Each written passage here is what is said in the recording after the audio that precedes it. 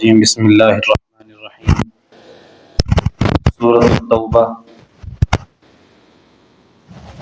یہ وہ صورت ہے کہ اس میں اللہ تعالیٰ نے ان مخلصین صحابہ کی داستان اور توبہ کا ذکر ہے جو غزوہ تبوک میں کسی وجہ سے شریک نہیں ہو سکے تھے۔ آخر میں ان کا تفصیلی تذکرہ، آج ہم اسی کو موضوع بحث بنا کر اسی پر گفتگو کریں گے۔ تو یہ توبہ، ان کی توبہ قبول ہوئی تھی جو غزوہ تبوک میں 3 صحابہ تھے جو سچے تھے اور کسی وجہ سے شریک نہ ہو سکے تھے، تو اللہ تعالیٰ نے ان کے سچے دل سے انہوں نے توبہ کی اور اللہ نے قبول فرمائی، تو ان کی توبہ کا ذکر ہے، تو اس وجہ سے سورۃ کا نام سورۃ توبہ رکھا گیا ہے۔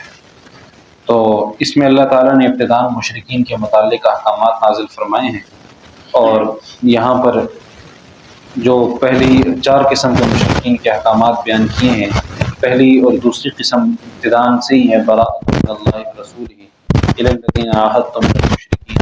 خلاصتاً یہ ہے کہ پہلی قسم وہ ہے جن سے کسی قسم کا معاہدہ صلح نہیں تھا، دوسری قسم وہ ہے جن سے معاہدہ صلح بغیر تعین مدت کے ہوا تھا، یعنی ایک وہ قسم ہے کہ جن سے معاہدہ ہوا تھا صلح، کسی قسم کا معاہدہ صلح نہیں تھا، یعنی صلح ہے ہی نہیں۔ دوسرے وہ تھے جن کے صلح ہوا تھا بغیر کسی مدت کے تعین کے۔ ان دونوں قسموں کا حکم، یعنی آپ علیہ السلام کو کہ ان کے ساتھ کیا کرنا ہے، کہ آیت نمبر 1 اور 2 میں ہے کہ اربعۃ اشہر وعلموا انکم غیر معجز اللہ، کہ ان کو 4 ماہ کی مہلت ہے، اگر وہ اسلام کر لیں تو ٹھیک، ورنہ ان کو جزیرہ عرب سے باہر جانا چاہیں تو چلے جائیں، وگرنہ انہیں جنگ کا سامنا کرنا ہوگا۔ یعنی جیسے ہم نے پہلے پارے میں پڑھا تھا کہ مشرکین کو 3 حکم تھے، 3 ان کے لیے راستے تھے۔ اول تو یہ کہ وہ اسلام لے آئیں، دوسرا وہ جزیرہ عرب سے باہر چلے جائیں، یا تو پھر جنگ کا سامنا کریں، مقابلہ کریں۔ اور تیسری قسم یہ ہے الا الذین عاہدتم من المشرکین ثم لم ينقضوکم شیئا ولم یظاہروا علیکم احدا فاتموا الیہم عہدہم، کہ وہ جن سے صلح معاہدہ کسی خاص میعاد کے لیے کیا گیا تھا اور وہ اس معاہدے پر قائم رہے، ان کے بارے میں یہ حکم دیا گیا کہ ان کے معاہدے کی جتنی مدت باقی ہے اس کو پورا کیا جائے۔ ان کے معاہدے کی مدت ختم ہونے میں 9 ماہ باقی تھے تو انہیں 9 ماہ تک مہلت دی گئی۔ اس طرح چوتھی قسم وہ ہے کہ جن سے حدیبیہ میں صلح کا معاہدہ ہوا اور انہوں نے خود اس کو توڑ دیا، فَإِذَا انسَلَخَ الْأَشْهُرُ الْحُرُمُ فَاقْتُلُوا الْمُشْرِكِينَ حَيْثُ وَجَدتُّمُوهُمْ، تو ان کے لیے مہلت تو نہیں تھی، لیکن پھر حج کے موقع پر ان سے برات کا اعلان کیا گیا تھا جو خود حرمت والا مہینہ تھا۔ اس کے بعد وہ حرمت والا مہینہ تھا، اسی وجہ سے ان کو محرم کے آخر تک ان کو مہلت دی گئی، اگر ایمان نہ لائے یا جزیرہ عرب سے باہر نکل جائیں یا پھر ایمان لائیں، ورنہ ان کو قتل کر دیا جائے گا۔ تو بہرحال یہ مشرکین کے حوالے سے احکامات تھے۔ ما کان المشرکین ان یعمروا مساجد اللہ، یعنی اس کا خلاصہ یہی ہے کہ نیکی تک قبول ہے جب انسان اللہ تعالیٰ پر ایمان لاتا ہے۔ اسی طرح آگے اللہ تعالیٰ نے غزوہ حنین کا تذکرہ فرمایا، لقد نصرکم اللہ فی مواطن کثیرہ ویوم حنین اذ اعجبتکم کثرتکم، جب قبیلہ فتح مکہ کے بعد یہ جو قبیلہ حوازن اور قبیلہ ثقیف تھے، یہ یہاں پر رہتے تھے، جس کا سردار مالک بن عوف تھا، تو انہوں نے مسلمانوں پر حملہ کرنے کے لیے تیاری بھی کی تھی، اور آپ علیہ السلام کو بھی اطلاع ہوئی، تو آپ علیہ السلام فتح مکہ کے بعد صحابہ اکرام کا 14,000 کا لشکر لے کر حنین کے مقام پر بھی پہنچ گئے، اور آپ علیہ السلام نے ان سے مقابلہ کرنا چاہا اور ان مقابلہ کیا۔ ابتداءً یہ ہوا کہ جو قبیلہ حوازن اور قبیلہ ثقیف کے لوگ تھے وہ بڑے نشانہ باز تھے، تو انہوں نے تیر اندازی کی، تو مسلمانوں کا لشکر جو تھا وہ اپنی جگہ سے ہٹ گیا اور پیچھے چلا گیا۔ آپ علیہ السلام کے ساتھ صرف 5 افراد غالباً، آپ علیہ السلام کے چچا زاد بھائی حضرت سفیان بھی تھے، ابو سفیان، حضرت عباس، اسی طرح چند 2-3 ساتھی اور تھے جو موقع پر کھڑے رہے۔ باقی صحابہ جو تھے وہ ان کے قدم ہٹ گئے، ان کی جگہ سے اکھڑ گئے قدم، وہ موقع پر، یعنی جیسے کہتے ہیں کہ بھاگنا، جیسے آج کل جو اہل تشیع ہیں، جو صحابہ کے دشمن ہیں، وہ اس کو بھاگنے سے تعبیر کرتے ہیں، حالانکہ یہ بھاگنا نہیں ہے، اپنی جان بچانے کے لیے لپٹ کر پلٹنا ہے، یعنی پیچھے جاتے ہیں پھر آگے جھپٹ کر پلٹنا جسے کہتے ہیں، پھر دوبارہ پلٹتے ہیں، تو اس لیے وہ پیچھے ذرا ہو گئے، کیونکہ ایک افراتفری مچ جاتی ہے، اپنی جان بچائی جاتی ہے، پھر اپنی جان کو سنبھال کر حملہ کیا جاتا ہے۔ تو جب پیچھے ہٹے تو آپ علیہ السلام نے حضرت عباس رضی اللہ عنہ کو کہا کہ آپ ذرا سری الصوت ہیں، ان کی آواز بہت بلند تھی، انہوں نے اعلان کیا اور آواز دی، لوگوں کو جمع کیا، تو لوگ دوبارہ پلٹے صحابہ، اور پھر فتح ہو گئی۔ غزوہ حنین کے سارے جو لوگ تھے مشرکین وغیرہ ان کو مار دیا گیا، پھر غنیمت میں مال آیا، کچھ باندیاں بھی آئیں، پھر آگے ایک لمبا قصہ ہے، پھر بعد میں وہ مسلمان بھی ہو گئے، ان کو ان کی عورتیں واپس کی گئیں۔ بہرحال یہ تمام اس جنگ کا خلاصہ ہے کچھ۔ تو وجہ یہ ہے کہ جو ابتداً ان کو تھوڑی سی سکی کا سامنا ہوا، یعنی صحابہ کو جو ابتداً پیچھے ہٹنا پڑا، جو شکست نظر آئی، اس کی وجہ کیا تھی؟ اس کی وجہ اللہ تعالیٰ نے فرمائی اذ اعجبتکم کثرتکم، جب صحابہ کرام 14,000 کا لشکر جب جا رہا تھا تو چند صحابہ نے چند لوگوں نے آپس میں بات کر دی کہ بھئی بدر میں تو ہم 313 تھے، تو ہم نے 3,000 ہزاروں کو شکست دی تھی، 1000 کو شکست دی تھی، یہ تو مٹھی بھر لوگ ہیں، اور ہم اس وقت ہمارے پاس اسلحہ بھی نہیں تھا، تعداد بھی کم تھی، تو ان کو تو ہم آرام سے شکست دے دیں گے۔ تو اللہ نے کہا مجھے یہ بات پسند نہیں ہے، آپ کو یہ نہیں سوچنا چاہیے تھا، بلکہ اس وقت بھی اللہ نے فتح دی تھی، آج بھی اللہ فتح دیں گے، مسلمانوں کے بعد تعداد زیادہ ہو یا کم ہو۔ تو اللہ تعالیٰ نے اس وقت مسلمانوں کو یہ سکھا دیا، کیونکہ یہ چیزیں ریکارڈ کا حصہ بننی تھی، قرآن کا حصہ بننی تھی، تاریخ کا حصہ بننی تھی، اور مسلمانوں نے مشعل راہ لینا تھا۔ تو اللہ تعالیٰ نے فرما دیا کہ کبھی بھی کوئی جنگ ہو، کسی کفار کا سامنا ہو، تو یہ بات ذہن نشین رکھ لینی چاہیے کہ ہمیشہ فتح ہوگی تو اللہ کی مدد سے ہوگی، تعداد طاقت یہ صرف اسباب ہیں، اسباب مکمل اختیار کرو، لیکن کبھی عجب کا شکار نہ ہونا کہ ہم جو ہے اپنے طاقت کے بل بوتے پر جیتیں گے۔ اسی طرح آگے یہود کی تردید کی ہے، وقالت الیہود عزیر ابن اللہ، تیسرے پارے پہ اس کا تذکرہ ہو گیا تھا کہ یہود جو ہیں وہ عزیر اسلام کو اللہ کا بیٹا کہتے ہیں۔ اسی طرح اہل کتاب میں سے حضرت عزیر السلام کو اور نصارہ عیسیٰ علیہ السلام کو بیٹا کہتے ہیں، اس کا تذکرہ ہے۔ اسی طرح آگے اللہ تعالیٰ نے ناحق مال کھانے پر وعید بھی فرمائی کہ ناحق مال نہ کھایا جائے۔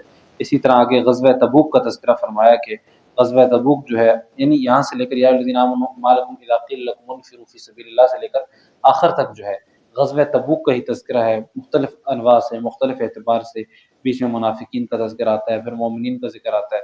خلاصہ یہ ہے کہ فتح مکہ اور حنین کے بعد، یعنی جب مسلمانوں کو جزیرہ عرب پر کنٹرول حاصل ہو گیا اور مسلمانوں کی دھاک بیٹھ گئی تھی عرب میں، تو اس کے بعد آپ علیہ السلام نے باہر خطوط بھیجنا شروع کیے، ہرقل کو، قیصر کو، اسی طرح شاہ فارس کو، ان کو خط بھیجنا شروع کیے۔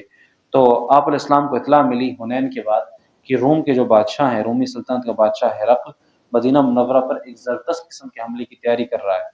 تو آپ علیہ السلام نے پورے مدینے کے مسلمانوں کو تیاری کا حکم دیا، اور سارے مسلمان 30,000 صحابہ کرام لشکر لے کر آپ علیہ السلام نے پیش قدمی کی۔ مسلمانوں کے لیے یہ بہت بڑی آزمائش تھی، سخت گرمی تھی، لیکن کھجوریں بھی پک رہی تھیں، یعنی فصل تیار تھی بالکل، اور سال بھر کا گزر بسر بھی تھا۔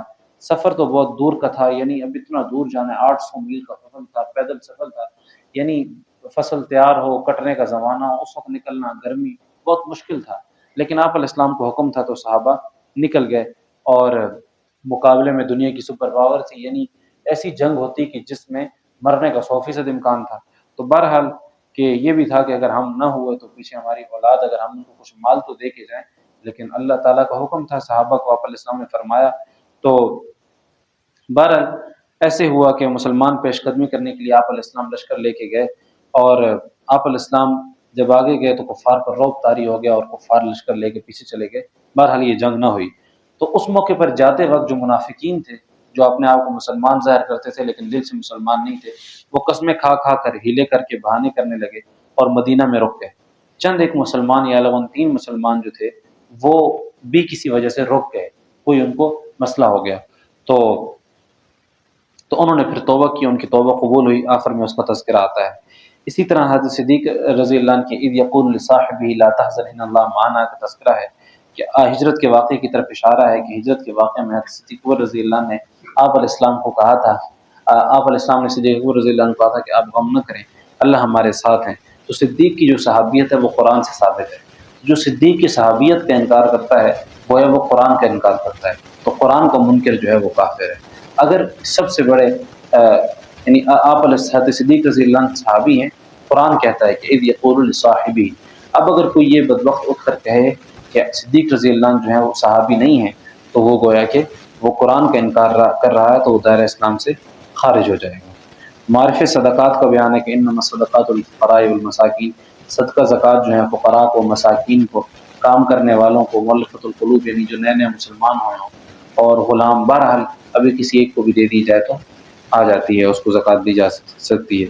اسی طرح آگے اللہ تعالیٰ نے فرمایا کہ منافقین کی مغفرت نہیں ہو سکتی، استغفر لهم او لا تستغفر لهم، یعنی جو منافقین پیچھے رہ گئے تھے ان کے بارے میں فرمایا استغفر لهم او لا تستغفر لهم ان تستغفر لهم، اس کا تذکرہ ہے کہ 70 مرۃ فلن یغفر اللہ لہم کہ اگر آپ ان کے لیے استغفار کریں یا نہ کریں 70 مرتبہ کریں تب بھی اللہ تعالیٰ ان کی مغفرت نہیں فرمائیں گے. تو اور اسی طرح آگے اللہ تعالیٰ نے سورۃ المنافقون میں بھی ولا تصلی علی احد منهم مات ابدا ولا تقم علی قبرہ. بہرحال اسی طرح غزوہ تبوک کا بھی آگے تذکرہ چل رہا ہے اور اسی میں اللہ تعالیٰ نے جنگ کا تذکرہ فرمایا ان اللہ اشتری من المؤمنین انفسهم واموالهم بان لهم الجنہ یقاتلون فی سبیل اللہ فیقتلون ویقتلون وعدا علی حقا فی التوراۃ والانجیل والقرآن کہ جو آدمی جو لوگ جو ہیں اللہ کی خاطر اپنی جانوں کا سودا کرتے ہیں مال کا سودا کرتے ہیں تو ان کو جنت کی بشارت ہے. اسی طرح بہرحال تمام باتیں جو ہیں غزوہ تبوک کا تذکرہ مختصر جتنا بھی تھا سورۃ توبہ میں جو باتیں تھیں وہ عرض ہو گئی ہیں. میں نے شروع میں ایک بات کی تھی کہ درمیان میں ابھی کچھ دیر پہلے بات کی تھی کہ 3 صحابی ایسے تھے جو شریک نہیں ہو سکے تھے, مسلمان تھے کسی وجہ سے شریک نہیں ہو سکے. باقی جو منافقین تھے وہ تو ہیلے بہانے کر کے ادھر ادھر ہو گئے, لیکن جو 3 مسلمان تھے ان کا یہ ہے کہ وعلی الثلاثة الذین خلفوا حتی اذا ضاقت علیہم الارض بما رحبت وضاقت علیہم انفسهم وظنوا ان لا ملجأ من اللہ الا الیہ. بڑے عجیب الفاظ میں اللہ نے ان کی توبہ کا تذکرہ کیا, ان کی توبہ قبول کیا.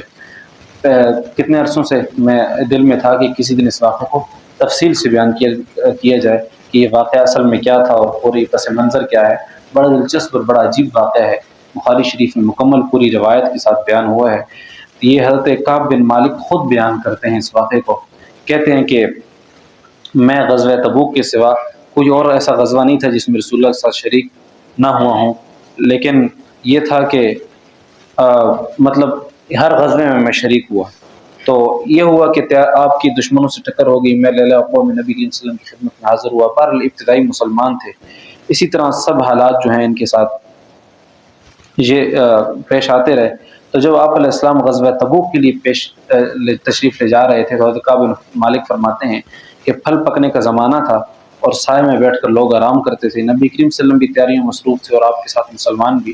لیکن وہ فرماتے ہیں میں روزانہ یہ سوچا کرتا تھا کہ یہ لشکر تو نکل جائے گا, میں کل تیاری پکڑوں گا اور ان کو پیچھے سے اپنے تیز ترین سواری پر ان کو پالوں گا. کہتے ہیں اس طرح ہر روز سے ٹالتا رہتا کہ کل جاؤں گا میں انشاءاللہ پہنچ جاؤں گا, ان کو پہنچ جاؤں گا. لیکن کل کرتے اتنا ہوا کہ میں رہ گیا اور آپ علیہ السلام مسلمانوں کو لے کر روانہ ہو گئے. تو بہرحال میں جا نہ سکا, اپنے دل کو یہی کرتا رہا کہ لشکر سے جا ملوں گا, لیکن بہرحال بس نہ ہو سکا. مطلب وقت گزر دیکھ ہوتا ہے کہ آدمی کام نہ کر سکے. تو اب ایسے ہوا کہ نبی کریم تشریف لے گئے تو مجھے باہر نکلتا تو بڑا رنج ہوتا کہ میں اس نہیں گیا, اس قافلے میں شریک نہیں ہوا. تو اب یا میں باہر نکلتا تو مجھے وہ لوگ نظر آتے جن کے چہرے نفاق کا پکتا تھا یا جو منافق تھے, پھر وہ لوگ جنہیں اللہ تعالیٰ نے معذور اور ضعیف قرار دیا تھا. یعنی سارے مخلص صحابہ اکرام آپ علیہ السلام کے ساتھ گئے ہوئے تھے, صرف معذورین رہے ہوئے تھے اور منافقین رہے ہوئے تھے. اب مجھے یہ لگتا کہ نہ تو میں معذور ہوں, نہ میں ضعیف ہوں, نہ میں منافق ہوں. اب یا تو میں منافق ہوں گا تو میں اپنے نفاق کا دھبہ اپنے اوپر برداشت نہیں کرتا.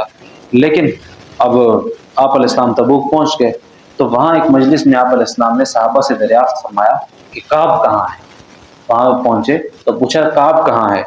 تو ایک ساتھی نے کہا یا رسول اللہ اس کے غرور نے اسے آنے نہیں دیا. یعنی وہاں جب آپ علیہ السلام نے پوچھا اس کعب کہاں ہے تو کسی نے کہہ دیا اس کے غرور نے اسے آنے نہیں دیا.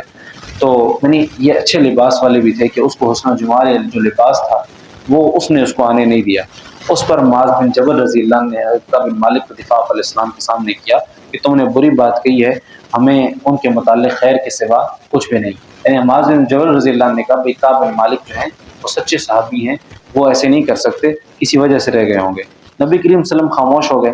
جب کعب بن مالک نے بیان کیا کہ جب مجھے معلوم ہوا کہ نبی کریم صلی اللہ علیہ وسلم تشریف لا رہے ہیں تو اب مجھ پر فکر سوار ہوئی کہ میں اپنے ذہن میں کوئی جھوٹا بہانہ بنا لوں, آپ جب تشریف لائیں تو میں آپ کو کہوں کہ میرے یہ عذر ہے تو جھوٹا بہانہ بنا کے جان چھڑا لوں گا.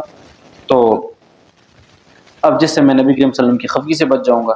اب اپنے گھر کے ہر عقل مند آدمی سے اس کے متعلق میں نے مشورہ لیا, لیکن جب مجھے معلوم ہو, یعنی میں مشورہ کر کے اپنا اچھا سا جھوٹ تیار کر لیا تھا. لیکن کہتے ہیں اور ایک جگہ یہ بھی فرماتے ہیں کہ میں سب سے گفتگو میں مجھ سے اچھا کوئی نہیں تھا, میں ایسا جھوٹ بناتا کہ کوئی جھوٹا ثابت بھی نہیں کر سکتا تھا مجھے. لیکن جب مجھے معلوم ہوا کہ میں آپ علیہ السلام مدینہ سے قریب آ چکے ہیں تو غلط خیالات میرے ذہن سے نکل گئے. مجھے یقین ہو گیا کہ اس معاملے میں جھوٹ بول کر میں اپنے کو کسی طرح محفوظ نہیں کر سکتا. چنانچہ میں نے سچی بات کہنے کا پختہ ارادہ کر لیا. صبح کے وقت نبی کریم صلی اللہ علیہ وسلم تشریف لائے. جب آپ کی سفر سے واپس تشریف لاتے تو آپ کی عادت تھی کہ پہلے مسجد تشریف لے جاتے تھے اور 2 رکعت نماز پڑھتے، پھر لوگوں کے ساتھ مجلس میں بیٹھتے. جب آپ اس عمل سے فارغ ہو چکے تو آپ کی خدمت میں لوگ آنے لگے جو غزوہ میں شریک نہیں ہو سکے تھے، یعنی منافقین آنے لگے اور قسم کھا کھا کر اپنے عذر بیان کرنے لگے، جی ہمارا یہ عذر تھا، ہم اس وجہ سے آپ کے ساتھ نہیں جا سکے، یعنی جو منافقین تھے. اور ایسے لوگوں میں تعداد 80 کے قریب تھی. تو اب نبی کریم صلی اللہ علیہ وسلم نے ان کو ظاہر کو قبول فرما لیا، ان سے عہد لیا، ان کے لیے مغفرت کی دعا کی، ان کی باطن پر اللہ کی سپرد، یعنی آپ علیہ السلام نے عذر قبول کر لیا، بھئی تمہارا یہ عذر تھا، اس وجہ سے تم نہیں جا سکے. اس کے بعد میں حاضر ہوا، میں نے سلام کیا تو آپ مسکرائے، یعنی اذکار مالک فرماتے ہیں میں نے آپ علیہ السلام کو سلام کیا، آپ مسکرائے اور آپ کی مسکراہٹ میں خفگی تھی. بعض اوقات کوئی لاڈلا اگر کسی ہوتا ہے تو اس سے بندہ مسکراتا ہے تو بظاہراً خفگی ہوتی ہے، تو خفگی تھی. آپ نے فرمایا آؤ، تو میں چند قدم چل کر آپ کے سامنے بیٹھ گیا. آپ علیہ السلام نے مجھ سے دریافت فرمایا کہ تم غزوہ میں کیوں نہیں شریک ہوئے تھے. سب سے پوچھا، مجھے علیحدہ کر کے پوچھا کہ تم غزوہ میں کیوں شریک نہیں ہوئے، کیا تم نے کوئی سواری نہیں خریدی تھی؟ میں نے عرض کی یا رسول اللہ میرے پاس سواری بھی موجود تھی. اللہ کی قسم اگر میں آپ کے سوا کسی دنیا دار شخص کے سامنے آج بیٹھا ہوتا تو کوئی نہ کوئی عذر گھڑ کر اس کی خفگی سے بچ سکتا تھا. مجھے خوبصورتی کے ساتھ گفتگو کا سلیقہ معلوم ہے، میں بڑی خوبصورت گفتگو کر لیتا ہوں، لیکن اللہ کی قسم مجھے یقین ہے اگر آپ کے سامنے آج جھوٹ بول کے میں آپ کو راضی بھی کر لوں تو بہت جلد اللہ تعالیٰ آپ کو مجھ سے ناراض کر دے گا. یعنی میں آپ کو راضی بھی کر لوں، آپ مجھ سے اللہ تعالیٰ آپ کو مجھ سے ناراض کر دیں گے، آپ کو الہام کر دیں گے. اس کے بجائے اگر میں آپ کو سچی بات بیان کر دوں تو یقیناً آپ کو میری طرف سے خفگی ہوگی، لیکن اللہ سے مجھے معافی کی پوری امید ہے. نہیں، اللہ کی قسم مجھے کوئی عذر نہیں تھا. اور فرمایا کہ اللہ کی قسم اس وقت سے پہلے کبھی بھی میں اتنا فارغ البال نہیں تھا، پھر بھی میں آپ کے ساتھ شریک نہیں ہوا. یعنی فرمایا یا نبی اللہ مجھے کوئی عذر نہیں تھا، میں جتنا تب فارغ تھا اتنا کبھی فارغ میں نہیں ہوا، بس نہیں آیا. بس یہ سچی بات ہے. اب آپ ناراض تو ہوں گے لیکن میں نے سچی بات بتا دی ہے. تو آپ علیہ السلام نے فرمایا اچھا اب جاؤ، یہاں تک کہ اللہ تعالیٰ تمہارے بارے میں خود کوئی فیصلہ کر دے. جب تک اللہ تمہارے بارے میں خود کوئی فیصلہ نہیں کریں گے میں تمہارے بارے میں کچھ نہیں کرتا. کہتے ہیں کہ میں اٹھ گیا اور میرے پیچھے بنو سلمہ کے کچھ لوگ بھی دوڑے آئے کہ مجھے مجھ سے کہنے لگے اللہ کی قسم ہمیں تمہارے متعلق معلوم نہیں تھا کہ اس سے پہلے تم نے گناہ کیا ہے، کوئی بڑی کوتاہی کی ہے. نبی کریم صلی اللہ علیہ وسلم کے سامنے ویسے ہی کوئی عذر نہیں بیان کیا جیسے دوسرے نہ شریک ہونے والوں نے بیان کر دیا تھا، تو تم بھی کر دیتے تو نبی کریم صلی اللہ علیہ وسلم تمہارے لیے استغفار کر دیتے تو کافی ہو جاتا. سچ بولنے کی ضرورت کیا تھی، جھوٹ بول دیتے، باقی جیسے جھوٹ بول کے اپنی جان چھڑا رہے تھے. تو آپ علیہ السلام نے کہا کہ انہوں نے آگے سے کہا کہ لوگوں نے مجھے اس پر اتنی ملامت کی، یعنی اتنی ملامت کی کہ مجھے خیال آیا، یعنی لوگوں نے جب کہا بھی جھوٹ بول دیتے کیوں سچ بولا، کہتے ہیں مجھے اتنی ملامت آئی لوگوں کے کہنے پر کہ میں دوبارہ جھوٹ بولنے کے لیے جانے لگا کہ دوبارہ جاؤں اور جھوٹ بول دوں آپ علیہ السلام کو. تو پھر میں نے ان سے پوچھا کیا میرے علاوہ کسی اور نے مجھ جیسا عذر بیان کیا ہے؟